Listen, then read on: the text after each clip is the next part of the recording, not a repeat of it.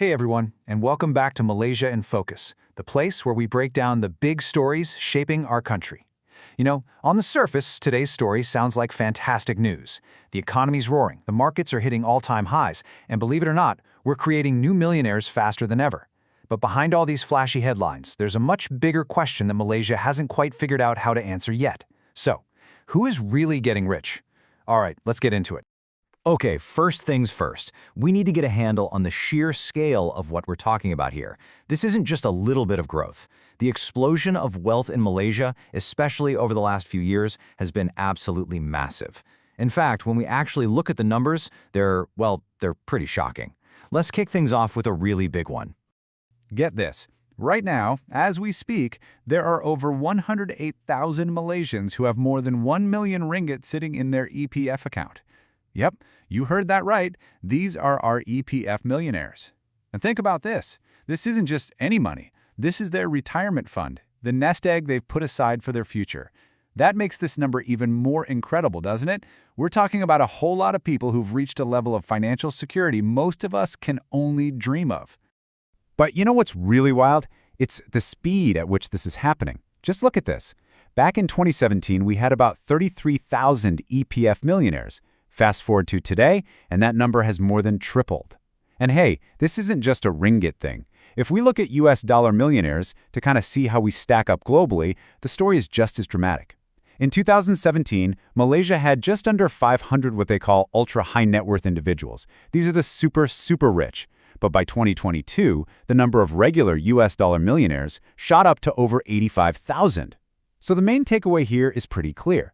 Serious wealth is being made at the very top. So, you're probably wondering, where is all this cash coming from? Well, it's basically a perfect storm of good economic news.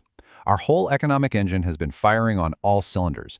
GDP growth has been strong, which just means the country as a whole is producing more and earning more. At the same time, our ringgit has been one of Asia's best-performing currencies. And that's a big deal, because a strong ringgit makes things like our property and our stocks worth more. Then, you've got our capital markets hitting a record RM 4.2 trillion. And to top it all off, 55 new companies went public with IPOs, which is like a massive injection of fresh cash for their founders and early investors. Okay, so if this breakdown is giving you a clearer picture of what's going on, do me a quick favor and hit that like and subscribe button. That way you'll always stay ahead on Malaysia's biggest issues. All right, so a strong economy and hot markets. That explains a lot, right? But that's not the whole story. There's another piece to this puzzle, a quieter factor that's been pouring gasoline on this fire. You see, it's not just that the economy is doing well. The government has actually changed the rules of the investment game itself. And to understand that, you need to know this term, sophisticated investor. Just think of it like a VIP pass for the world of investing. If you can get this pass, you get access to all these exclusive, high-risk, high-return investments that are totally off-limits to the rest of us. We're talking about things like private equity and hedge funds, the kind of stuff that can make you a fortune but also comes with big risks. That's why it's usually so restricted. Well, just this year, the Securities Commission basically lowered the velvet rope on this VIP club, making it way easier to get in. Let me show you how. First up, under the old rules, the value of your main house didn't count towards your wealth. Now it does, up to 1 million ringgit. Boom! Just like that, thousands of homeowners instantly qualified. Second, you used to only be able to combine your income with your spouse. Now, you can do it with your adult child, too. This opens the door to a whole new generation. And finally, they added a brand new way to get in. If you're a finance professional, you can now qualify based on your knowledge and experience, not just how much money you have. All these changes together just massively expanded the number of people who can play in this high-stakes game almost overnight. So why on earth would they do this? Well, the official reason is to make our financial markets more lively and competitive. The idea is that if you get more people and more of their money into these complex investments, it'll spark innovation, fund new companies, and make Malaysia a hotter spot for global capital. It's a very clear strategy to pump up the top end of the economy. And this, right here, brings us to the most important question in this whole thing. We're making more money, we're creating more millionaires, and we're opening up these exclusive opportunities for those who are already pretty well off. But is this rising tide actually lifting all the boats? Because when you peel back the layers, what you start to see is a picture of what economists call a K-shaped economy. Just imagine the letter K. One arm is shooting upwards and the other is pointing down. That's kind of what's happening. The top half of society is on that upward path. Their wealth is growing, they've got more opportunities, but the bottom half, they're on the downward path, stuck in place or even falling behind. The two groups are moving in opposite directions, creating two very, very different Malaysias. And this chart says it all. Let's go back to those EPF numbers. We started off by celebrating that top 1% who are millionaires, but now look at the other side of the story. A massive 60%, the huge majority of Malaysians, have less than $50,000 saved up for their entire retirement. Let me be clear, that is a dangerously small amount of money. It would barely last a couple of years. The gap between the top 1% and the bottom 60% isn't just a gap, it's a canyon. And what's crazy is that this is all happening inside the very same national savings system. And the reality on the ground is even tougher. A recent survey found that 61% of households, that's more than half the country, would struggle to come up with just 1,000 ringgit for an emergency. So think about that contrast. While one part of Malaysia is talking about sophisticated investments and watching their money grow, the majority is just one flat tire or one medical bill away from a real crisis. This isn't just a theory. This is the K-shaped economy in real life.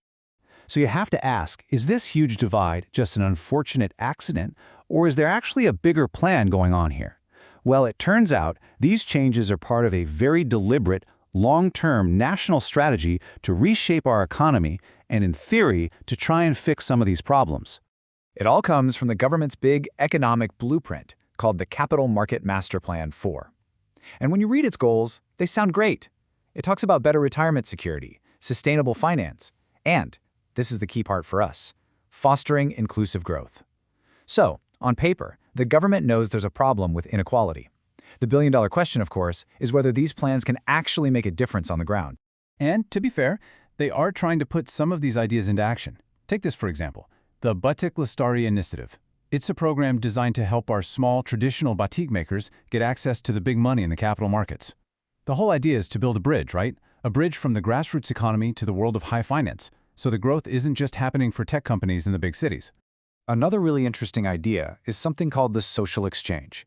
Imagine a stock market, but instead of investing in companies just to make a profit, you invest in projects that do good for society, like NGOs or environmental projects.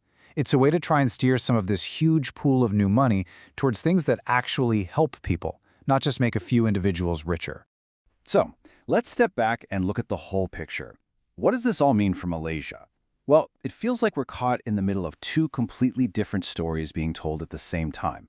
One story is about incredible booming wealth, and the other is about a deep, widespread financial struggle. What we're really seeing is a clear, deliberate strategy to create a high-income nation, to turbocharge the economy. And you know what? For a growing number of people at the top, it looks like it's working. But at the same time, this exact strategy seems to be stretching our society apart, highlighting this massive divide. It forces us to ask some really tough questions about fairness, about balance, and about what kind of country we really want to build. Thanks so much for watching. Look, this is exactly the kind of complex story we all need to understand better. Join the thousands of other Malaysians who want clarity, not confusion. Just tap that like button, hit subscribe, and let's keep making sense of all this together. So in the end, I'll leave you with this one question. The path we're on is making parts of Malaysia much, much richer. There's no debating that. But is it also making Malaysia as a whole more divided? And maybe the most important question of all is, can we have one without the other? I think finding the answer to that is the biggest challenge we face.